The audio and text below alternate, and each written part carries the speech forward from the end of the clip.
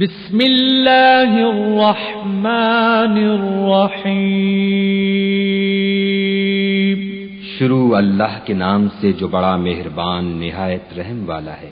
کیا بلکہ حضرت آدم علیہ نبینا علیہ الصلوۃ والتسلیم سے لے کر حضور صلی اللہ علیہ وسلم تک یہ حکم باقاعدہ برابر چلتا رہا، اور اللہ تعالیٰ نے حضور اکرم صلی اللہ علیہ وسلم پر اور آپ کی امت پر بھی اس قانون کو، اس حکم کو نازل فرمایا۔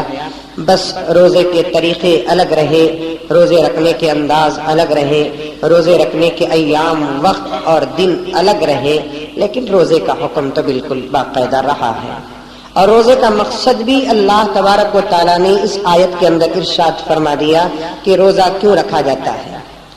ایک مقصد تو اللہ تعالیٰ نے قرآن کے اندر واضح فرما دیا کہ تم روزے رکھو گے تو تم متقی بن جاؤ گے۔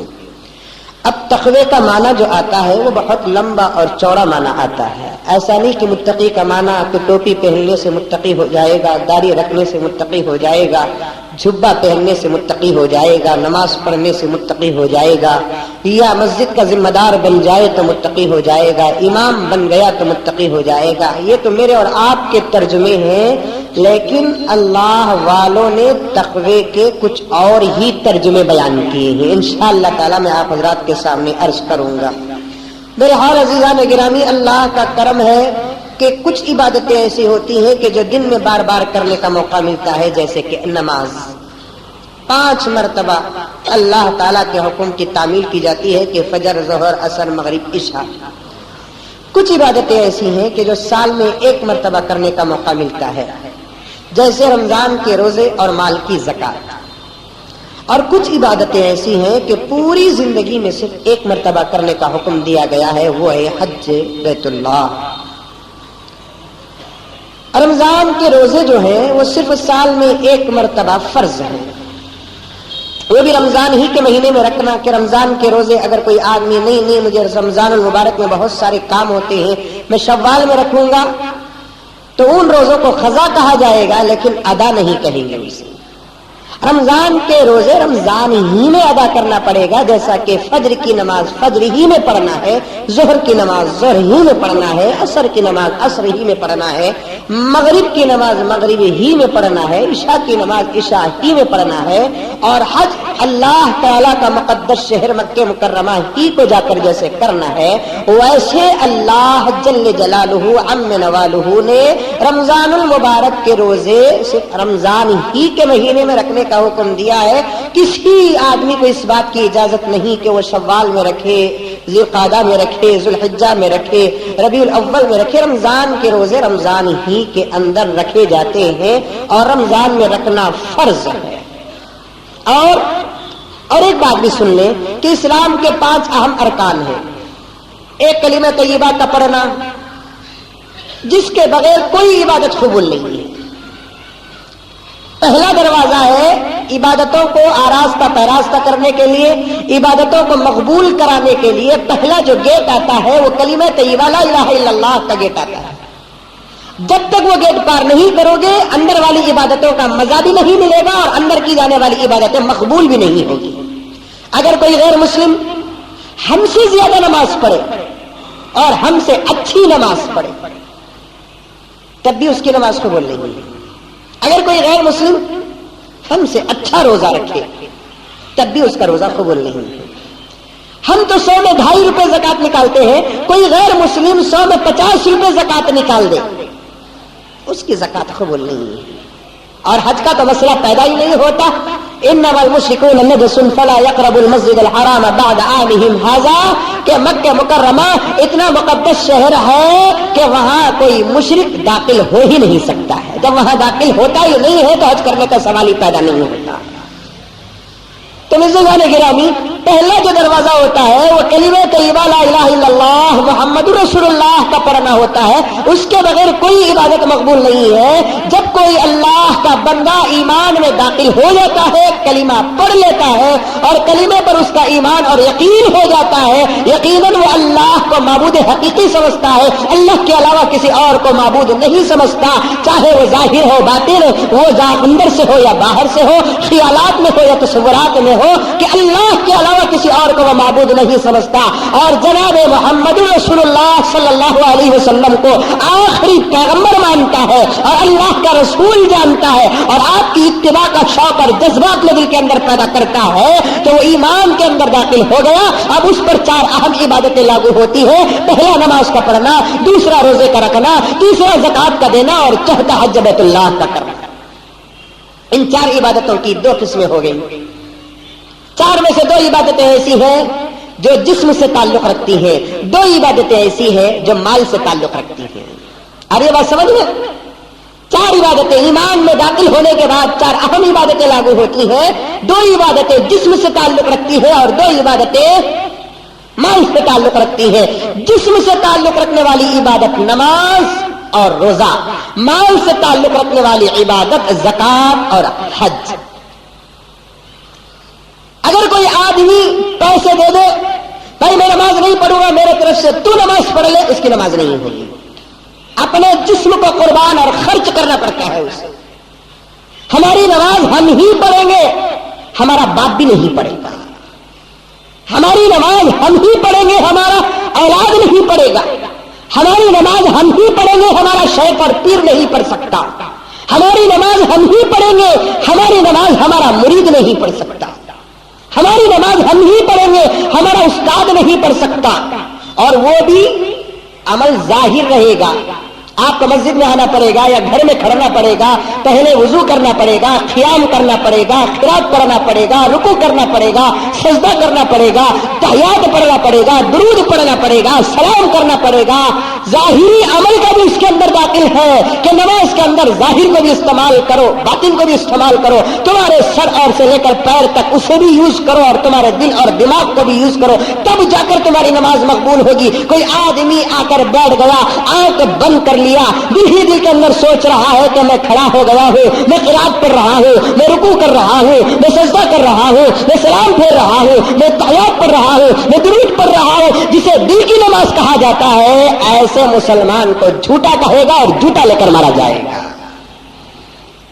میرے آقا سے زیادہ کس کا دل مضبوط تھا, اور آقا کے بعد صحابہ سے زیادہ کس کا دل مضبوط تھا, صحابہ کے بعد تابعین اور تابع تابعین سے زیادہ کس کا دل مضبوط تھا.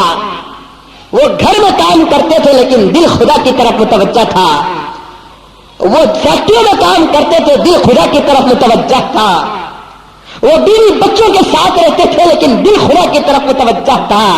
لیکن اس کے باوجود وہ دل کی نماز نہیں پڑھے. ان لوگوں کو مسجد میں آنا پڑا اور وہ مسجد کو آتے تھے, چاہے وہ برساتی موسم ہو یا تپتی ہوئی دھوپ ہو یا جنگ کا میدان ہو یا میدان کارزار ہو, بیماری کی حالت ہو, تیر لگ جاتی تھی وہ نماز پڑھتے تھے, زخم لگ جاتا تھا وہ نماز پڑھتے تھے, آنکھ پھول جاتی تھی وہ نماز پڑھتے تھے, پیٹ میں پتھر بنے جاتے تھے وہ نماز پڑھتے تھے, میدان جہاد میں اتر جاتے تھے وہ نماز پڑھتے تھے. لیکن آج کا مسلمان یا ایمان فروش ایسا کہتا ہے کہ اگر بند کمرے میں اپنی آنکھ کو بند کر لے تو اس کی نماز ادا ہو جائے گی.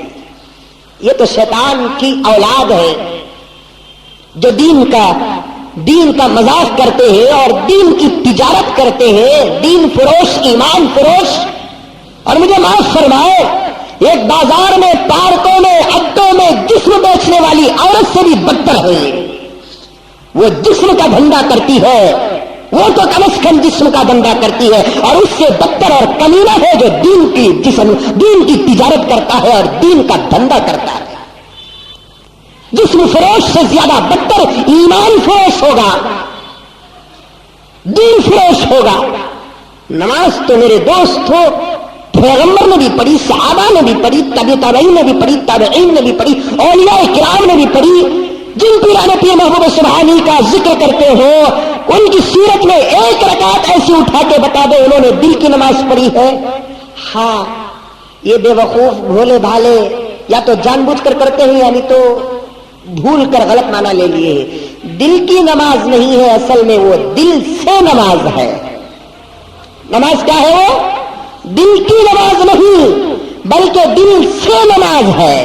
اللہ فرماتے ہیں کہ میرے بندے, جب تو ہاتھوں سے نماز پڑھ رہا ہے, سر سے نماز پڑھ رہا ہے, پیروں سے نماز پڑھ رہا ہے, جسم سے نماز پڑھ رہا ہے, اس کے ساتھ ساتھ تو دل سے بھی نماز پڑھ رہا ہے. دل سے نماز اور دل کی نماز میں فرق ہے. دل سے نماز کی ضرورت ہے، دل کی نماز کی ضرورت نہیں ہے. اللہ تعالی ہم تمام کو نیک توفیق عطا فرمائے. عرض کر رہا تھا کہ دو عبادتیں ایسی جس سے جسم خرچ ہوتا ہے، جسم کا تعلق ہے، بدن کا تعلق ہے. ایک نماز اور دوسرا روزہ. روزہ میرا روزہ میں ہی رکھوں گا. نہیں بھی میں کروڑ پتی، مجھے شوگر، مجھے ٹی بی، مجھے ہاتھ، العیاذ باللہ، میں تجھے 100 روپے دیتا ہوں، میرے طرف سے تو 100 روپے رکھ لے. نہیں ہوگا روزہ. تمہارا روزہ تم ہی رکھو گے، میرا روزہ میں ہی رکھوں گا. ہاں عذر ہے تو تھوڑی دیر کے لیے، تھوڑے دن کے لیے روزہ چھوڑ سکتا ہے، لیکن بعد میں تو قضا کرنا ہی پڑے گا. تو دو عبادتیں ایسی جن کا تعلق جسم سے ہے، اور دو عبادتیں ایسی جن کا تعلق مال سے ہے. جسم سے جن عبادتوں کا تعلق ہے وہ ہے نماز اور روزہ. اب پھر روزے کے 4 قسمیں ہو گئی. کھوپڑی میں گھس رہی ہے بات، ذرا باریک باریک باتیں عرض کرنے کے لیے دل چاہتا ہے. پھر روزے کے 4 قسمیں ہو گئی. ایک روزہ فرض، ایک روزہ واجب، ایک روزہ سنت، ایک روزہ نفل. روزے کی 4 قسمیں ہو گئی. ایک فرض روزہ، ایک واجب روزہ، ایک سنت والا روزہ، ایک نفل روزہ. فرض روزہ کون سا؟ رمضان کے 30 روزے فرض ہیں، اس کے علاوہ اور کوئی روزہ امت محمدیہ پر فرض نہیں ہے. رمضان المبارک کے 30 روزے تمام کلمہ پڑھنے والے عاقل بالغ مسلمان پر فرض ہیں. جب وہ بالغ ہو گیا تو روزے فرض. عاقل ہے، عقل مند ہے، دیوانہ نہیں، پاگل نہیں، تو روزے فرض. ان روزوں کو ماننا بھی اور ان روزوں پر عمل کرنا بھی. اگر کوئی روزے کا انکار کر دے، نہیں مذہب اسلام میں روزے کا حکم نہیں ہے، تو اسلام سے باہر ہو جائے گا.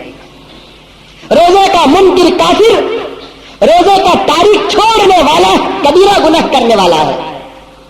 نہیں بھی روزہ نہیں ہے، چپکے طبی مولوی صاحب بھوکے مرا رہے ہیں، میں روزے کو نہیں مانتا. شادی کے بعد کہہ رہا ہے تو ایمان بھی گیا، نکاح بھی گیا. شادی سے پہلے کہہ رہا ہے تو ایمان بھی گیا، اسے پھر غسل کرانا پڑے گا اور پھر کلمہ پڑھانا پڑے گا. اس لیے کہ 5 اہم ارکان میں سے، فرائض 5 میں سے ایک روزہ بھی ہے، اور وہ رمضان کے 30 دن کے روزے ہیں. اور یہ کس پر فرض ہے؟ مسلمان پر، عاقل پر، بالغ پر. 3 چیزیں ہوں، وہ مسلمان بھی رہے، عاقل بھی رہے، بالغ بھی رہے.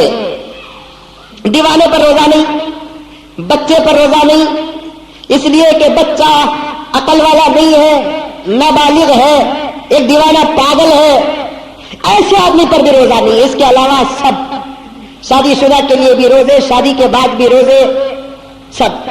ہاں ایک مسئلہ یہاں عرض کر دیتا ہوں میں. عورتوں میں مرد میں ذرا فرق ہے. مرد کی حالت تو کبھی بگڑتی نہیں. بگڑتی کیا؟ آیا تو سر کا درد آتا، نہیں تو پیٹ کا درد آتا، نہیں تو کان کا درد آتا، نہیں تو پاؤں کا درد آتا ہے. لیکن ہر مہینے جو عورت کی طبیعت بگڑتی نا، جسے پیریڈ کہا جاتا ہے، ویسے تو مرد کو نہیں ہوتا نا. یہ عورت کی طبیعت ہے. عورتوں کی طبیعت خراب ہوتی ہے مہینے میں 3 دن یا 7 دن یا تو 5 دن یا تو 10 دن. 10 دن سے زیادہ اس کی طبیعت خراب نہیں ہوتی، اور 3 دن سے کم بھی طبیعت خراب نہیں ہوتی. کم سے کم مہینے میں عورتوں کی مزاج ہوتی ہے. کسی کو 3 دن طبیعت خراب ہو جاتی ہے، کسی کو 7 دن طبیعت خراب ہو جاتی ہے، کسی کو 10 دن طبیعت خراب ہوتی ہے. شریعت محمدیہ نے کہا جو عورت حیض کی حالت میں ہوتی ہے اسے نماز معاف ہے، لیکن روزہ نہیں رکھ سکتی. طبیعت صحیح ہونے کے بعد رمضان کے بعد روزہ قضا کرنا پڑے گا. پیریڈ کی حالت میں عورت کے لیے روزہ معاف، نماز معاف، لیکن روزہ معاف نہیں. آپ اگر کوئی مرد نماز چھوڑتا ہے تو اس کا مطلب یہ ہے کہ اسے بھی پیریڈ ہوتا ہے نہیں؟ ورنہ نماز معاف ہونے کا سوال پیدا نہیں ہوتا. نماز تو صرف عورت کے لیے 2 خاص وقتوں میں نماز معاف ہے. ایک پیریڈ کے وقت میں، حیض کے وقت میں نماز معاف ہے. ایک بچہ پیدا ہو کر 40 دن تک جو خون کے नाम निकलता है जिसे निफास कहा जाता है, उस वक्त में नमाज माफ है।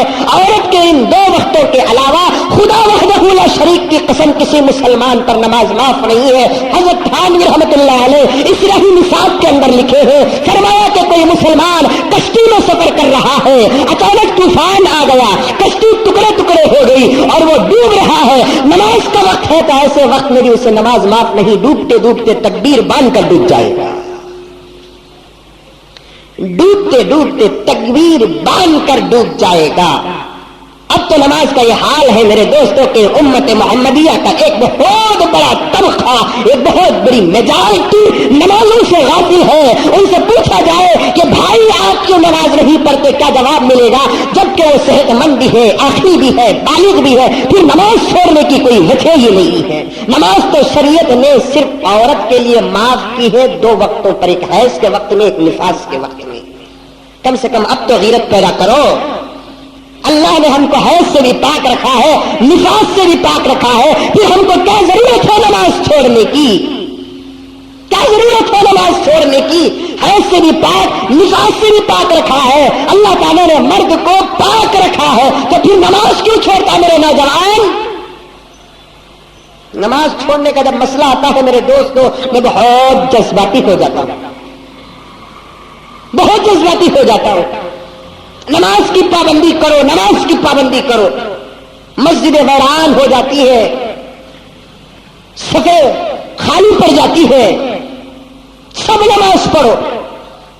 मेरा बस चलता तो मैं मसाजिद में कानून लगा था कि उस आदमी को मस्जिद का जिम्मेदार बनाओ, सदर बनाओ जो पहली सफ में नमाज पढ़ने वाला हो। क्या करे, उलमा की कौन सुनता है? मौलवियों की कौन सुनता है? हम तो मस्जिदें उन दो नमाजियों के हवाले करते हैं जो आखिरी सब में भी नमाज पढ़ने की तौफीक नहीं मिलती। हम तो मस्जिदें उन दो नमाजियों के हवाले करते हैं जो आखिरी सफ में भी नमाज पढ़ने की तौफीक नहीं मिलती। मेरे दोस्तों, ऐसा आदमी अगर मस्जिद का जिम्मेदार बन जाए तो उसकी लानत मस्जिद में भी दाखिल हो जाएगी। अल्लाह हम तमाम को समझने की तौफीक अता फरमाए। नमाजियों को अहदा दो, नमाजियों को मकाम दो। 2 सूरतें हैं, या तो नमाजी को मकाम दो या तो मकाम देकर नमाजी बनाओ। 2 चीजें हैं अलग अलग। भाई तुम्हें नमाजी ही, तुम्हें सेक्रेटरी बन जाओ। भाई तुम्हें 2 नमाजी ही, एक काम करो सेक्रेटरी बन जाओ कि तुम नमाजी बन जाओगे। लेकिन 2 भी हमारे इसमें नहीं है। ना तो नमाजी को ओहदा मिलता है, ना ओहदा मिलने के बाद उन्हें नमाजी बनता है। अरे बस समझ में, या तो नमाजी को ओहदा देते हैं या ओहदा देने के बाद वो नमाजी बनता है। कमर में हाथ डालने वाला जिम्मेदार हो नहीं सकता, चक्कों में सहीम डालने वाला जिम्मेदार हो नहीं सकता, मस्जिद का काश गिनने वाला जिम्मेदार हो नहीं सकता, तामीर फिक्र करने वाला जिम्मेदार हो नहीं सकता। जिम्मेदार तो वो है कि इमाम अगर छुट्टी में जाए तो नमाज पढ़ाने वाला जिम्मेदार होगा, मुअज्जिन अगर छुट्टी पे जाए तो नमाज पढ़ाने वाला जिम्मेदार हो, अजान देने वाला जिम्मेदार होगा। मुझे बहुत ख्वाहिश है कि पूरी जिंदगी कभी किसी एक सदर के पीछे नमाज पढ़ूं। अल्लाह वालों के पीछे नमाज पढ़ने का मौका मिला, उलमा के पीछे नमाज पढ़ने का मौका मिला, और हुफ्फाज के पीछे नमाज पढ़ने का मौका मिला, कारियों के पीछे नमाज पढ़ने का मौका मिला। ख्वाहिश ये होती है कि किसी सदर के पीछे नमाज पढ़ूं, किसी सेक्रेटरी के पीछे नमाज पढ़ूं, किसी खाजिम के पीछे नमाज पढ़ूं, किसी मिंबर के पीछे नमाज पढ़ूं। हमारे जिम्मेदार तो ऐसे हैं कि जिनके पीछे नमाज पढ़े तो नमाज होना तो दूर की बात, हमारा क्या क्या हो जाता कि अल्लाह संभाले। तो बहरहाल मेरे दोस्तों, अर्ज कर रहा था कि नमाज तो कभी भी किसी की सूरत में किसी के लिए माफ नहीं है। सिर्फ किसके लिए माफ? जरा जोर से बोलो। अब नमाज छोड़ो तो हमें क्या बन जाती? क्या बनती? जिस वक्त नमाज छोड़ के तू घर के अंदर बैठेगा, नमाज छोड़ के दुकान के अंदर बैठेगा, अपने आप में ये सोच ले कि तू मर्द नहीं रहा, औरत बन गया। औरत बनना पसंद करोगे, मर्द बनना पसंद करोगे? बोलो। मर्द नहीं, वक़्त पड़ा तो बैठा, वक़्त पड़े तो मर्द बने। नहीं, हमारे कपड़े मर्द बने के सूरत हम बैठेंगे। बच्चों को भी ये ख्याल, भाई को बच्ची रही तो मर्द बच्चे के कपड़े, मर्द बच्चे रहे तो भाई को बच्ची की पट्टी, है नहीं? हमारी भाई को बच्ची है 2 साल की, 3 साल की, 4 साल की, लेकिन कपड़े कौन से पहनाते हैं उसे? Pant, shirt, T shirt, jeans, है नहीं?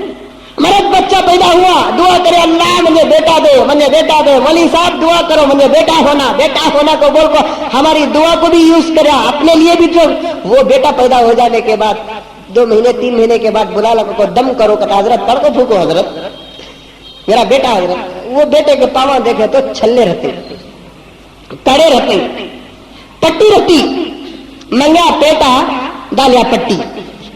अभी से तेरे बेटे को तो औरत बनाने की फिक्र करेगा तो वो बच्चा बड़ा होकर दाढ़ी मुड़ाकर सूरत भी औरतों में शामिल कर देगा। अभी से तो औरत बनाना, चाहत तो ये थी कि जैसे औरतें अपने हाथों में मेहंदी छुड़ाती, बच्चों को भी तो अपने गाल पे, बेटे तू बड़ा होकर जब बालिग बनेगा तो तेरे चेहरे पे ऐसी दाढ़ी आएगी, अगर तू बचपन में छुड़ा कर तेरे बच्चे को बताता तो वो दाढ़ी के इंतजार में बालिग होता, तो बालिग होने के बाद दाढ़ी छोड़ता। तू अभी से औरत बनाने की फिक्र कर रहा है। तो बहुत कैसे अर्ज कर रहा था कि नमाज किसी सूरत में माफ नहीं है मर्दों के लिए, लेकिन औरतों के लिए माफ है। रोजा तो न मर्द के लिए माफ है ना औरत के लिए माफ है, कभी भी किसी सूरत में भी। हाँ, औरत को अगर हैज का जमाना आ गया, निफास का जमाना आ गया, तो इस सूरत में वो रोजा नहीं रखेगी, बल्कि रमजान के बाद जितने रोजे छूटते ही उन रोजों की खजा करेगी। 3 रोजे रमजान में छूट गए, शव्वाल में 3 रोजे रखेगी। 7 रोजे छूट गए, शव्वाल में 7 रोजे रखेगी। अगर निफास का महीना आ गया, डिलीवरी हो गई है, 40 दिन तक खून जारी है, तो रमजान का पूरा महीना चला गया, तो रमजान के बाद शव्वाल, ज़िलक़अदा, ज़िलहिज्जा, मुहर्रम, सफर में थोड़े थोड़े सही 30 रोजे रखेगी। अच्छा, औरत के लिए नमाज माफ हो गई, रोजा क्यों माफ नहीं हुआ? नमाज का दर्जा ज्यादा है या रोजे का दर्जा ज्यादा है? जाहिरी बात है कि नमाज का दर्जा ज्यादा है, लेकिन नमाज माफ हो गई, रोजा क्यों माफ नहीं हुआ? हजरत उलमा ने एक अजीब नुक्ता बयान फरमाया, बड़ा मजे का मसला है। हजरत हव्वा भी औरत थी, औरत होने के नाते हजरत हव्वा की तबीयत भी खराब होती थी। जब नमाज के सीजन में भी हजरत हव्वा की तबीयत खराब हुई, खराब हालत में भी हजरत हव्वा ने नमाज पढ़ा। अल्लाह ताला ने कहा कि हव्वा, इस हालत में औरतों के लिए नमाज नहीं है, तो नमाज माफ हो गई। जब रोजे का वक्त आया, हजरत हव्वा ने सोचा जब नमाज ही माफ हो गई ये हालत में, तो रोजा भी माफ होगा, इसलिए अल्लाह को पूछे बगैर रोजा छोड़ दी। अल्लाह ताला ने कहा कि हव्वा, तूने रोजा क्यों नहीं रखा? हव्वा ने कहा कि इलाहुल आलमीन, जब तूने इस हालत में नमाज को माफ कर दिया तो रोजा भी माफ होगा। अल्लाह ताला फरमाते अपने अकल से मसला बनाना चाहती है। देख, अपने अकल से किसी को मसला बनाने की इजाजत नहीं है। तू पूछे बगैर थी, मैंने तेरे ऊपर वहां सहूलत की तो अपने तरफ से मसला बना, इसलिए तेरे ऊपर रोजा माफ नहीं है। रोजा तू छोड़ सकती है, लेकिन तबीयत सही होने के बाद तुझे रोजा रखना पड़ेगा। अपने अकल से मसले बनाने की जरूरत नहीं है। अल्लाह ताला ने अंबिया को, अंबिया की अज़वाज को, बीवियों को मसाइल पर, शरीयत पर, अहकामात और खुदाबंदी पर अपने अकल को इस्तेमाल करने की इजाजत नहीं दी है। तो फिर हम किस खेत के मूली हैं कि हमारे अकल में कोई मसला समझ में आ गया तो जायज कह दो, हमारे अकल में कोई मसला समझ में नहीं आया तो जायज न कह दो। हमारा काम तो सिर्फ आमन्ना सल्लमना है, अताना है। हम इताअत करेंगे, ईमान लाएंगे, जो कहा जाएगा उसे तस्लीम करेंगे। नहीं देखेंगे कि मसला सही है कि गलत, ये नहीं देखेंगे कि मसला अच्छा होगा कि बुरा होगा, ये मसला कहां तक सही है, रिसर्च करने की जरूरत नहीं है। बस हमारा काम क्या है कि कुरान में क्या है वो करो, हदीस में क्या है वो करो, फिक़ह में क्या है वो करो, सहाबा ने क्या किया वो करो, ताबईन ने क्या किया वो किया, तबे ताबईन ने क्या किया वो करो, अल्लाह वाले ने क्या फरमाया वो करो। अपने अकल से तुम जैसे खीर बनाते हो, फालूदा बनाते हो, इस तरीके से मसला बनाने की तुमको इजाजत नहीं है। तुमको मसला अगर अमल करना है तो कुरान और हदीस की तरफ रुजू होना पड़ेगा। अल्लाह ताला ने जब हजरत अंबिया और उनके बीवियों को डालता है, यहां तक के जनाब मोहम्मद रसूलुल्लाह सल्लल्लाहु अलैहि वसल्लम, जिसके सदक़े में अल्लाह ताला ने कायनात के जर्रे जर्रे को बनाया है, वो पैगंबर एक मर्तबा अपने लिए शहद को हराम करते हैं और अहद कर लेते हैं, अल्लाह की कसम आज के बाद मैं शहद नहीं पीऊंगा। अल्लाह ताला ने शहद को नेमतों में से एक नेमत बनाया है, शिफा बनाया है। शहद जन्नत की नहरों में से एक नहर है, खुदरत का बेहतरीन मुजाहिरा है। अल्लाह ताला ने शहद को حلال قرار دیا ہے، بیماریوں سے پاک رکھا ہے، لیکن جناب محمد رسول اللہ صلی اللہ علیہ وسلم ایک مرتبہ اپنے لیے شہد کو حرام قرار دے دیے تو اللہ تعالیٰ نے قرآن کی آیت نازل فرما دی، یا ایھا النبی لم تحرم ما احل اللہ لک، اے پیغمبر، اے نبی، تم میرے چہیتے اپنی جگہ پر ضرور ہو، تمہارے صدقے میں نے کائنات کو بنایا ہو، لیکن تم کو بھی اس بات کی اجازت نہیں ہے کہ جس کو میں حلال قرار دوں اس کو تم حرام بنا دو، نہیں ہو نہیں سکتا۔ جو چیز حلال حلال، جو چیز حرام حرام، ہم اپنے عقل کا استعمال نہیں کریں گے۔ حضرت حوا نے اپنے عقل کا استعمال کیا تو روزہ معاف نہیں ہوا، قضا کرنے کا حکم ہو گیا۔ تو رمضان کے روزے تمام پر فرض ہیں، چاہے وہ مرد ہو یا عورت، عاقل بالغ تمام پر روزے فرض ہیں۔ عورت کی اگر حالت خراب ہو جاتی ہے تو روزے موقوف ہو جاتے ہیں، رک جاتے ہیں، رمضان کے بعد تو اسے رکھنا پڑے گا۔ لیکن ہمارے معاشرے میں ایک نئی بیماری، ابھی پرسوں مجھے فون آ رہا ہے، رمضان قریب آتا جیسا جو مہینہ جو عبادت آتی ہمارا مردہ نکلتے جاتا ہے، نئے مسئلے پیدا ہو جاتے ہیں۔ ایک نوجوان فون کر رہا ہے کہ حضرت میں روزہ رکھوں اس سال لے، ارے اس کی تو میں بھی روزہ رکھنا، مجھے پوچھ رہا ہے کہ حضرت میں روزہ رکھوں، مرغی کو پوچھ کو مسالہ پیسے سکا ہوا ہے کچھ چاہیے، تو بولا روزہ رکھو بھی، رمضان مبارک ہے، اللہ تعالیٰ عمر میں برکت دے آپ کی، لیکن آپ کیوں، کیا قصہ؟ نہیں حضرت میری شادی ہو کو 2 مہینے سے، اللہ، شادی ہو کر 2 مہینے کو بھی روزے کو کیا تعلق؟ نہیں، ہمارے امی بولے 90 عرس نوشوں کو روزے نہیں کٹے، کٹے آیا وہ مسئلہ گیا، امی بولے کٹے گیا، جہاں کٹے آ گیا اچھے جیلے پھٹ گئے، اچھے زندگیاں تباہ ہو گئی۔ یہ کٹے ہے نا معمولی لفظ نہیں ہے، یہ کٹے اچھی زندگیوں کو خراب کر دیا۔ ذرا بیٹھے وہ بھائی کو ہی نہیں، اس کی عرض سے انہیں ایسی کٹے بولو، شروع لڑایا۔ یہ لفظ کٹے اچھی زندگیوں کو تباہ کر دیا ہے۔ نئے عرس نوشو رہے تو کیا ہوا؟ ہاں، نئے عرس نوشو رہے تو کیا ہوا؟ نہ قرآن کے اندر حکم ہے، نہ حدیث کے اندر حکم ہے، نہ فقہا کا اقوال ہے، سب کے لیے روزہ ہے، چاہے رمضان میں شادی ہو تب بھی روزہ رکھے گا، شعبان میں شادی ہو تب بھی روزہ رکھے گا، رجب میں شادی ہو تب بھی روزہ رکھے گا۔ نئے عرس نوشوں کے لیے کوئی خاص مسئلہ نہیں ہے، کوئی خاص مسئلہ نہیں ہے۔ سحر سے پہلے غسل کر لو، اشارہ دیتا ہوں سمجھ جاؤ، ورنہ ذرا اچھے آدمی بھی آتے ہیں ہماری مسجد میں، کہا جی حضرت سیکسی تقریر کر لے کوئی کھلا اگر بولے کیا جی حضرت ان کے گھر میں کتنے اسٹارہ ہی کی اتنے چینل ہی، انہوں سیکس دیکھ سکتے، شریعت کے حلال کا جائز کا اچھا برا مسئلہ اگر پیش کریں گے، جن کو ہضم نہیں ہوتا، بد ہضمی کی جسے شکایت ہے، وہ کہتے ہیں کیا جی حضرت سیکسی مسئلے بولے۔ قرآن کھول میرے بھائی، قرآن میں مسئلے آئے ہیں، حضور سے آ کر ڈائریکٹ پوچھے، یسألونک عن المحیض، اے پیغمبر آپ سے آ کر یہ لوگ حیض کے بارے میں سوال کریں گے، حیض کے بارے میں سوال کریں گے۔ آج سے کوئی مرد کس مولوی سے نہیں پوچھا حضرت حیض بولے تو کیا ہے مسئلہ اس کا؟ اس زمانے میں اگر پوچھیں گے ہم جیسے بے شرموں کو شرم آ جائے گی، صحابہ سے بڑھتی کون با شرم ہو سکتا ہے، صحابہ سے زیادہ باغیرت کون ہو سکتا ہے، صحابہ سے زیادہ پاک و پوتر کون ہو سکتا ہے؟ اس کے باوجود صحابہ جب مسئلے دریافت کرنے پر آتے تو کھلا مسئلے پوچھتے تھے۔ یسألونک عن المحیض، اے پیغمبر آپ سے آ کر یہ صحابہ اور مکے کے لوگ حیض کے بارے میں سوال کریں گے، آپ کو شرمانے کی ضرورت نہیں ہے۔ ان اللہ لا یستحی من الحق، اللہ تعالیٰ جب سچ کہنے کے لیے نہیں شرماتا تو خدا کا پیغمبر بھی نہیں شرمائے گا۔ صاف مسئلہ بتا دیجئے، قل هو اذن فاعتزلوا النساء فی المحیض، اے پیغمبر آپ کہہ دیجئے یہ عورتوں سے نکلنے والا خون ہے جو ان کو بہت تکلیف دیتا ہے، جب عورتوں کو یہ حالت آ جاتی ہے تو ان کا شوہر ان سے دور ہو جائے گا۔ سوال بھی کھلا تھا، جواب بھی صاف تھا، سوال بھی کھلا، جواب بھی صاف۔ یہ صرف حضور سے نہیں پوچھتے تھے بلکہ حضور کی بیویوں سے بھی ایسے مسائل پوچھتے تھے. اب وہاں کسی نے یہ نہیں کہا کہ پیغمبر کیسے کیسے غلیظ مسئلے تمہیں بول رہے، کوئی نہیں کہا، صحابہ سے کوئی نہیں کہا.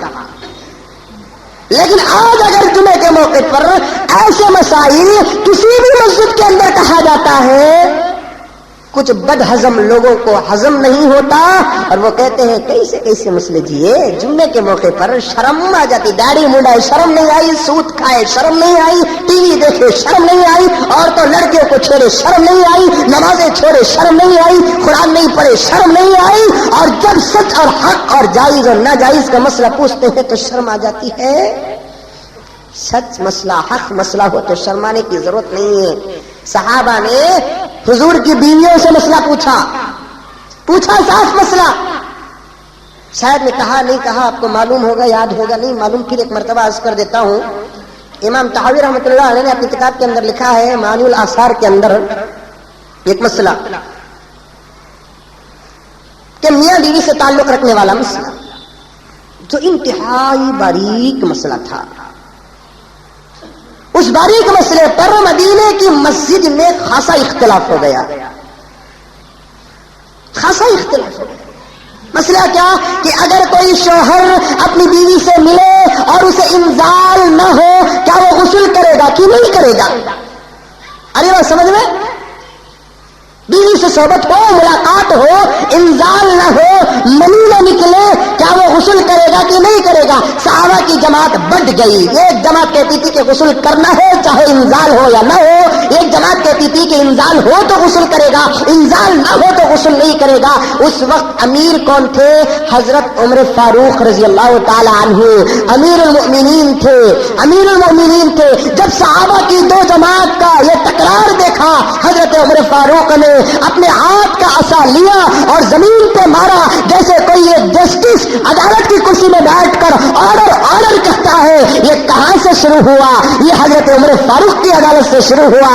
حضرت عمر فاروق نے اپنے عصا کو زمین پہ مارا اور کہا کہ خاموش ہو جاؤ، تمہارے لڑنے سے مسئلہ حل نہیں ہوگا.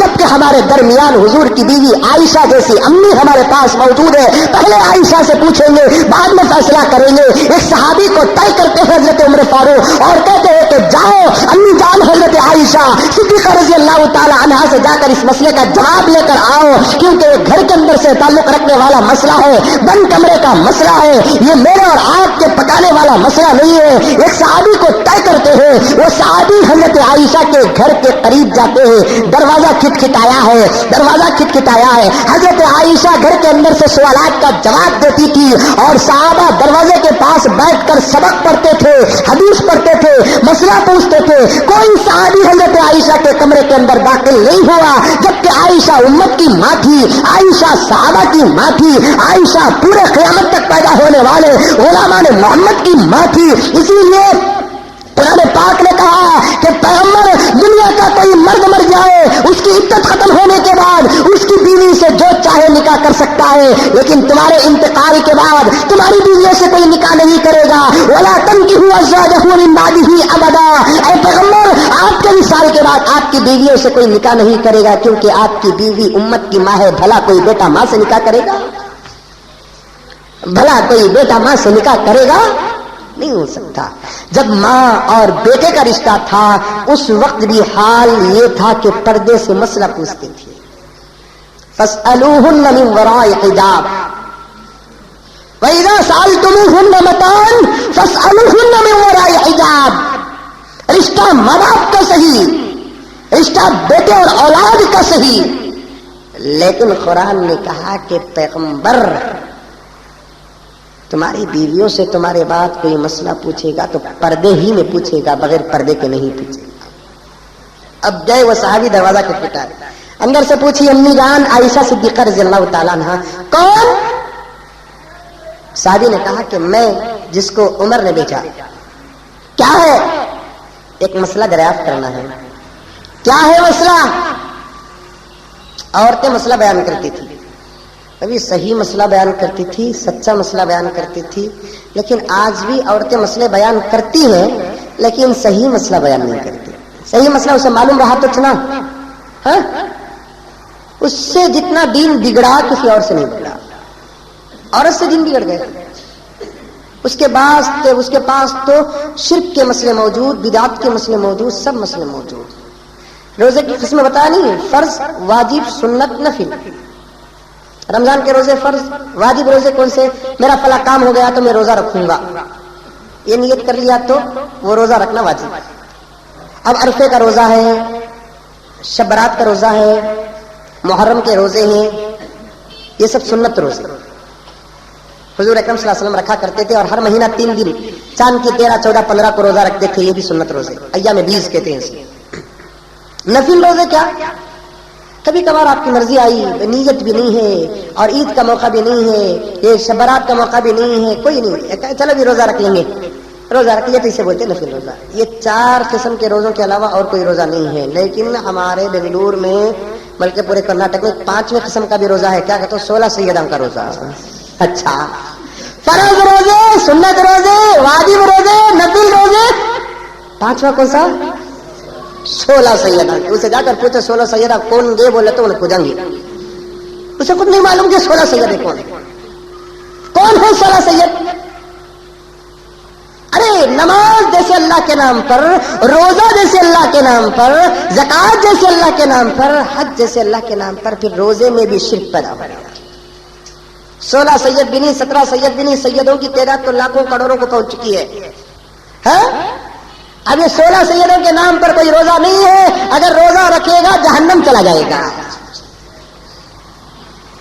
اب وہ روزے اتنی پابندی کے ساتھ رکھتے ہیں، اتنی پابندی کے ساتھ رکھتے ہیں، اسے بھی ایک مسئلہ بن گیا. کیا کہتے ہو؟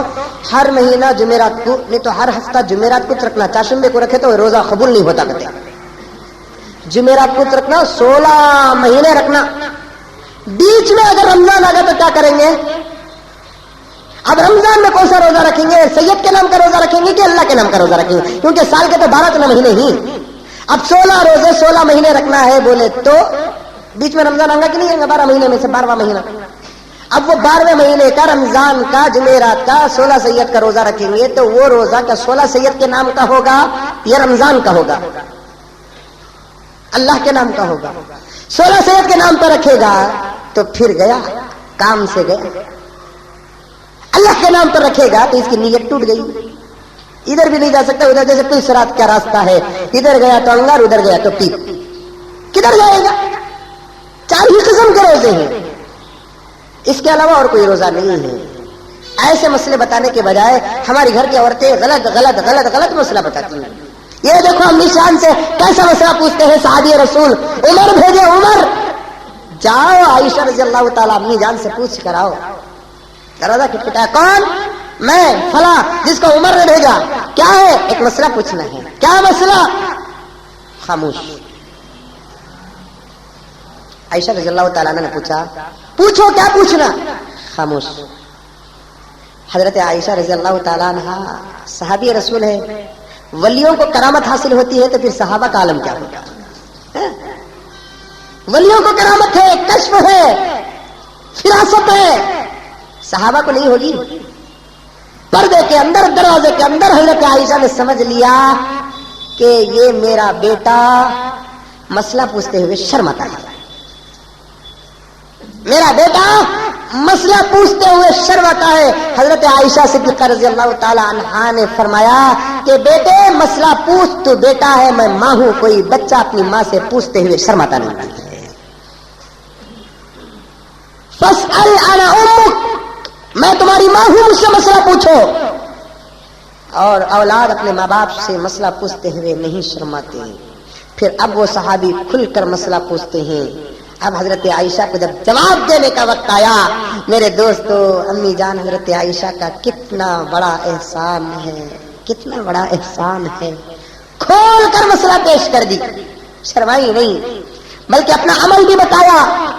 جاؤ عمر کو کہہ دو کوئی اپنی بیوی سے ملاقات کرے، انزال ہو یا نہ ہو، دونوں صورتوں پر غسل واجب ہوگا. اس لیے کہ میرے ساتھ بھی ایسا حضور کے ساتھ اتفاق ہوا، انزال نہیں ہوا، اس کے باوجود میں اور اللہ کے رسول دونوں مل کر غسل کیے ہیں. ہے کوئی کسی کی ماں آج ایسا کھلا مسئلہ بتانے والی؟ ہے کسی کی دادی ایسا کھلا مسئلہ بتانے والی؟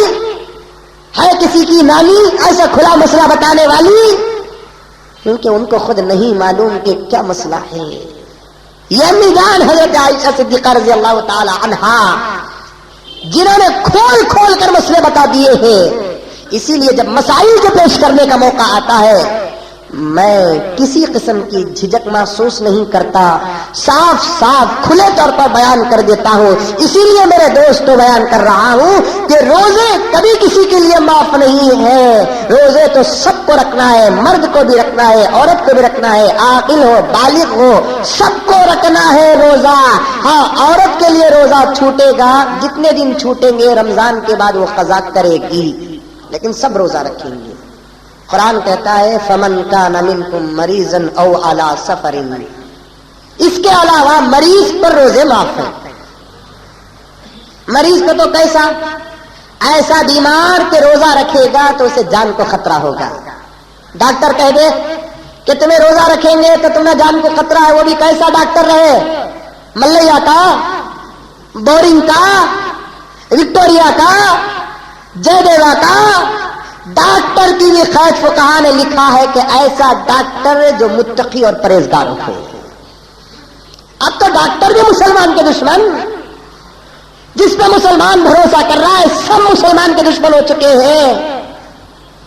ارے ڈاکٹر جو جسموں کی حفاظت کرتے ہیں ان کے دلوں کے اندر تعصب آ گیا ہے. ہمارے ایک نہایت دوست کسی علاقے کے مسئلہ پوچھے، ہارٹ کا آپریشن ہے حضرت. جاتا ہوں ڈاکٹر کے پاس، ڈاکٹر کہتے ہیں آپریشن کے وقت تمہاری داڑھی مڈانا ہے. اتنا رویا، اللہ کا بندہ اتنا رویا. میں نے اسے تسلی دیا ہو سکتا ہے کہ وہ جمعے میں موجود ہو یہاں پر. میں نے کہا کہ مجبوری ہے، کام کرو، اللہ کی ذات سے امید رکھو کہ اس وقت تک تم کو موت نہیں آئے گی جب تک کہ پھر سے داڑھی نہ آ جائے.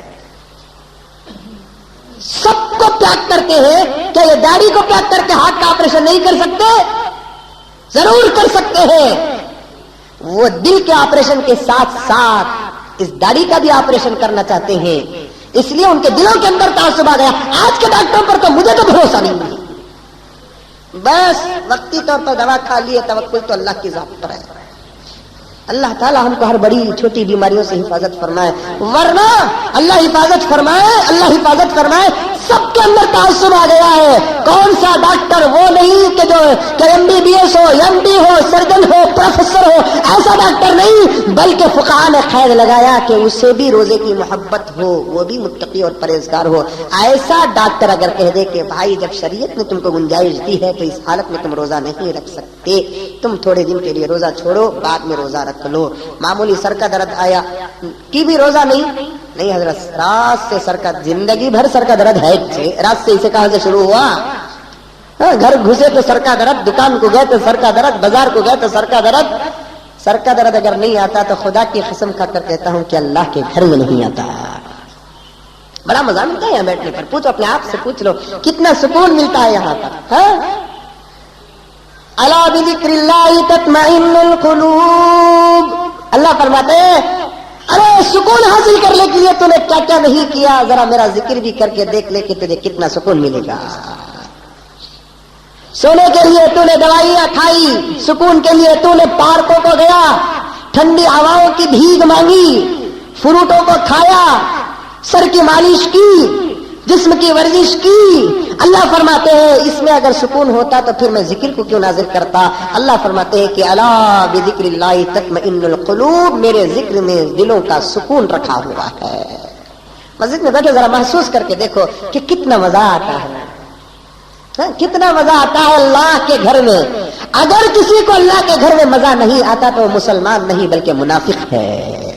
یہ میں نہیں، اللہ فرماتے ہیں، اللہ کے رسول صلی اللہ علیہ وسلم فرماتے ہیں المؤمن فی المسجد کالسمک فی الماء، المؤمن فی المسجد کالسمک فی الماء والمنافق فی المسجد کالطیر فی القفص.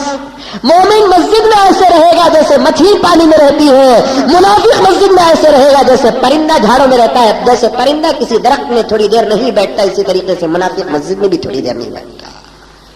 اور مچھلی کو سکون کہاں مسجد میں، مسلمان کا سکون کہاں اللہ کے گھر میں. سکون کی جگہ یہ ہے بیٹھ جاؤ آ کر. یہاں آئے تو نماز ہی پڑھنا ضروری نہیں ہے, فرض نماز کا وقت ہے تو فرض, اس کے بعد خاموش تھوڑی دیر کے لیے بیٹھ جاؤ, جسے اللہ والے فرماتے ہیں مراقبہ. اپنے آنکھ کو بند کر لو, پہلے اللہ والوں سے رشتہ جوڑ لو, کسی اللہ والے سے رشتہ ہو, ناتا ہو. اس کے بعد بیٹھ جاؤ اپنے دل کی طرف, اپنے چہرے کو جھکا لو اور دل کے اندر یہ نیت کر لو کہ ساری دنیا سے کٹ کر میں دل کی طرف متوجہ ہو گیا. بیوی ہٹ گئی, بچے ہٹ گئے, زمین ہٹ گئی, آسمان ہٹ گئی, دولت ہٹ گئی, دکان ہٹ گیا, مکان ہٹ گیا, فیکٹریاں ہٹ گئی, سب ہٹ گئے. اب میں ہوں, میرا دل ہے. اب دل کو کیا کرو, اللہ کے حوالے کر دو. کس کے حوالے؟ ہمیں کس کے حوالے کرے دل؟ ذرہ گوری دکھی اس کے حوالے, ذرہ پیسے والی دکھی اس کے حوالے, کار دکھا اس کے حوالے, دکان دکھا, کچھ فائدہ ملا؟ کچھ فائدہ نہیں ملا. تھوڑی دیر کے لیے اس دل کو کس کے حوالے کرو؟ دل والے کے حوالے کرو. اللہ فرماتے ہیں آنکھ تیری, کان تیرے, ناک تیری, ہاتھ تیرے, پیر تیرے, دماغ تیرا ہوگا, لیکن تیرا دل میرا ہوگا. یہ کیپٹل سٹی ہے پورے جسم کا. یہاں صرف حکومت کس کی چلے گی؟ اللہ کی چلے گی. اس کو کس کے حوالے کرو؟ اللہ کے حوالے کرو. اللہ ساری دنیا کو ہمارے حوالے کر دیں گے. خلقت الاشیاء کلھا وخلقتک لی. اللہ فرماتے ہیں کائنات کے ذرے ذرے کو میں نے تیرے لیے پیدا کیا اور تجھے میرے لیے پیدا کیا. صرف اور صرف میں تجھ سے تیرا دل مانگتا ہوں. اللہ فرماتے ہیں تو دل دے دے, میں دنیا دے دیتا ہوں, کائنات دے دیتا ہوں, کائنات کا ذرہ ذرہ دے دیتا ہوں. دل دے دو, اللہ کے حوالے کر دو اس دل کو. اسی لیے اللہ والا نے مراقبہ بتایا ہے کہ کیا کہ اپنے پوری توجہ کو دل کی طرف متوجہ کر دو اور دل کو اللہ کے حوالے کر دو, اور یہ تصور کرو کہ اللہ کی رحمت آ رہی ہے اور میرے دل میں سما رہی ہے. دو چیزیں ہیں, جہاں خدا کی رحمت ہوگی وہاں دنیا کی محبت نہیں ہوگی, جہاں دنیا کی محبت ہوگی وہاں خدا کی رحمت نہیں ہوگی. اب اللہ کی رحمت سے بڑھ کر کوئی طاقتور چیز نہیں ہے. اب اللہ کی رحمت آ کر دل کے اندر گھس رہی ہے تو دنیا کی محبت نکل رہی ہے, اور دل اللہ کے شکر میں اللہ کہہ رہا ہے تو پھر مزہ ہی مزہ ملے گا. 10 منٹ صبح کو بیٹھ جاؤ, شام کو 10 منٹ بیٹھ جاؤ. جب گھر میں دل نہ لگے, دکان میں دل نہ لگے, مکان میں دل نہ لگے, فیکٹری میں دل نہ لگے, تو پھر دل لگانے کے لیے اللہ کے گھر کو آ جاؤ. یہاں جو دل لگتا ہے کہیں اور دل نہیں لگتا. یہاں سکون نازل ہوتا ہے, رحمتیں نازل ہوتی ہیں. یہاں دل لگے گا. اللہ تبارک و تعالیٰ یہاں دل لگاتے ہیں. تو میرے حال میرے دوستو عزیزو, عرض کر رہا تھا میں آپ کے سامنے, مریض ہے, مریض, اس کے لیے روزے معاف نہیں. جب تک وہ مرض میں رہے گا روزے چھوڑے گا, اس کے بعد وہ روزے رکھے گا. کیسا مریض رہے؟ بڑی بڑی بیماری والا رہے. اگر وہ روزہ رکھے گا اس کی طبیعت خراب ہو جائے گی, جان کو خطرہ ہوگا تو انہیں روزہ چھوڑنا. سمجھ میں اللہ تعالیٰ ویسی بیماری سے تو مجھے بھی حفاظت کیا, آپ کو بھی حفاظت کیا ہے, کیا ہے کہ نہیں کیا ہے؟ اللہ کا شکر ادا کرے.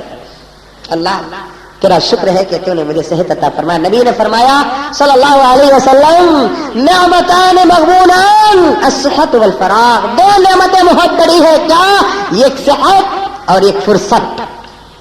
یہ دونوں کو یوز کر لو, کیونکہ جیسے جوانی ختم ہوگی تمہارا جسم بیماریوں کا مرکز بن جائے گا, اور فرصت کو اگر تم یوز نہیں کرو گے تو تم کو ایسی مشغولیت میں اللہ تعالیٰ مبتلا کرے گا کہ نماز پڑھنا, روزہ رکھنا تو دور کی بات, اللہ کا نام لینے کے لیے تم کو فرصت نہیں ملے گی.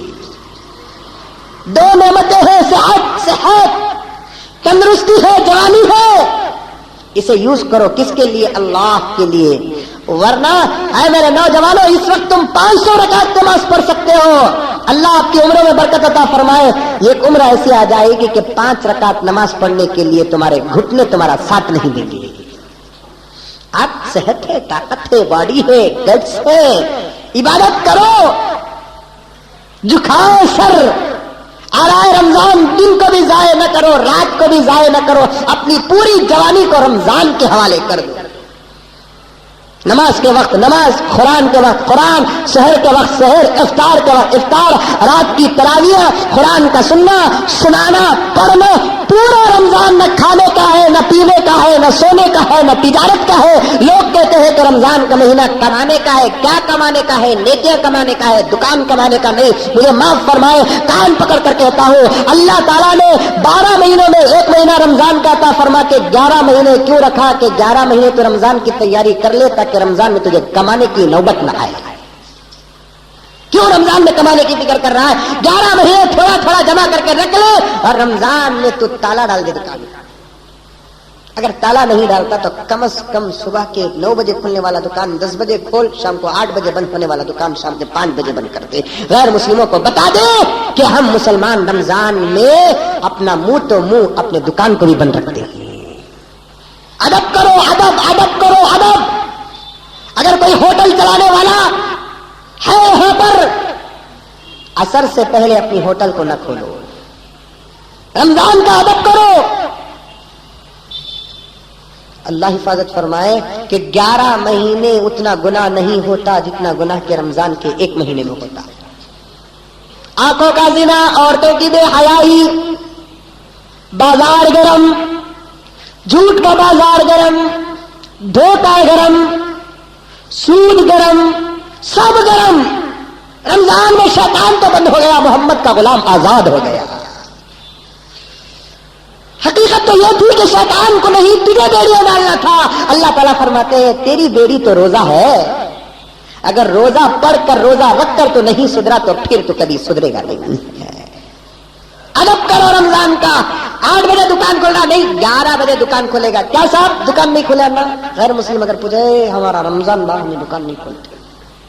تمام صاحب کپڑے لینا ہے. نہیں، 11 مہینے اللہ کے فضل و کرم سے میں تیاری کر لیا ہوں. یہ کپڑے تو ضرور پہننے کا مہینہ ہے لیکن اللہ تعالیٰ اپنے فضل سے پہنائے گا. 11 مہینے کی تیاری کر کے رکھ لو، جمع کر کے رکھ لو تھوڑا بہت رمضان کی تیاری کے لیے.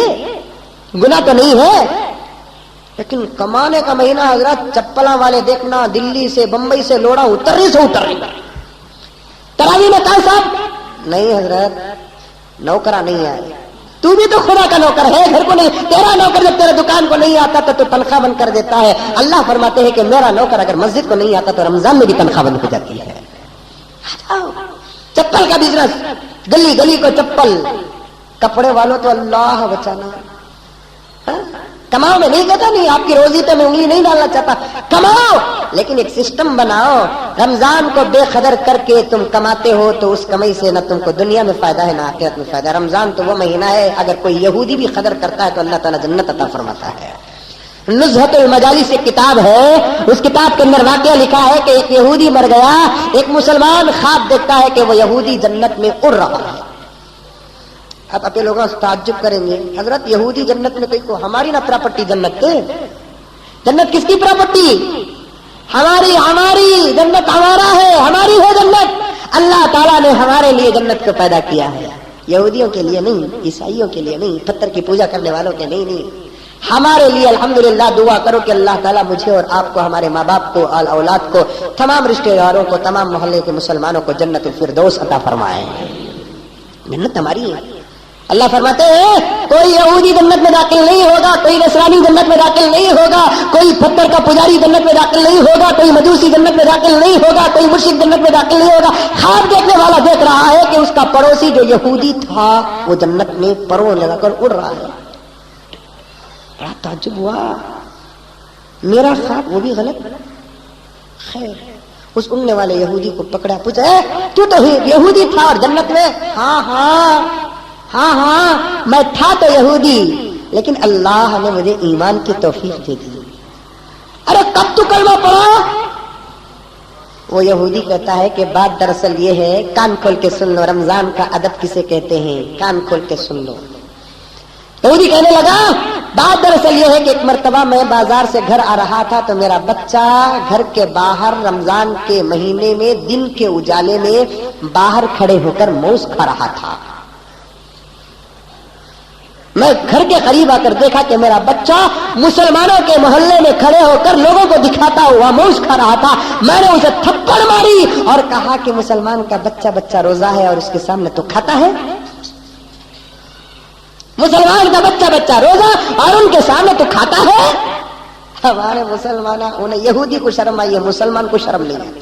کتنے مسلمان رمضان میں بھی بولتا نہیں ہے، نہیں دم مارو دم کا قصہ. بعض مسلمان روزے میں کنٹرول کر لے کو، روزے میں پانی بھی پینا نہیں، کھانا بھی کھانا نہیں، سگریٹ بھی پینا نہیں، بیڑی بھی پینا نہیں، کیوں بھی کرنا نہیں نا. منہ کو ایک دم بند رکھنا ہے. وہ بیڑی پیکو پیکو پیکو پیکو پیکو پیکو ایسی عادت ہو جاتی. روزے میں بیوی یاد آتی نہیں, کھانا یاد آتا نہیں, پانی بار بار ہاتھ چلے جاتا. روزہ بار بھول جاتی. بعض لوگ بھول کو بھی پی لیتے ہے نہیں. بعض لوگ جو کنٹرول کر کو رکھتے ہیں, بسم اللہ کو بول کو افطار کے وقت میں افطار کر لیے, ہاں سیدھا چلے جاتے. مسجد میں کرنے والے رہے تو کہاں چلے جاتے ہیں, ادھر وہاں کھڑے جا کو دم مار لا کو کھڑے جاتے. کیا کہتے صبح سے جو برداشت کرے نہیں, وہ برداشت کا پل ٹوٹا, اب شروع ہو گیا. رمضان کا ادب کر, تیرا اطراف فرشتے ہیں, تیرا اطراف تو ان کو نہیں دیکھتا لیکن خدا کی قسم وہ تیرے دیکھتے ہیں. حدیث میں آتا ہے کہ فرشتے جو کروڑوں اربوں لاکھوں تعداد میں ہیں, میں نے پہلے بھی عرض کیا کہ آج بھی پیدا ہو رہے ہیں. ایک ماں کتنے بچے پیدا کرے گی, سال میں ایک بچہ پیدا کرتی ہے, لیکن خدا کی قدرت پہ قربان جاؤ. حضور نے پوچھا کہ جبرائیل کتنے ملائکہ ہے آسمان میں؟ حضرت جبرائیل نے عرض کیا کہ مولا یا رسول اللہ, روزانہ اللہ تعالیٰ اپنے عرش کے سائے پہ جو ایک نہر رکھا ہے, تالاب رکھا ہے,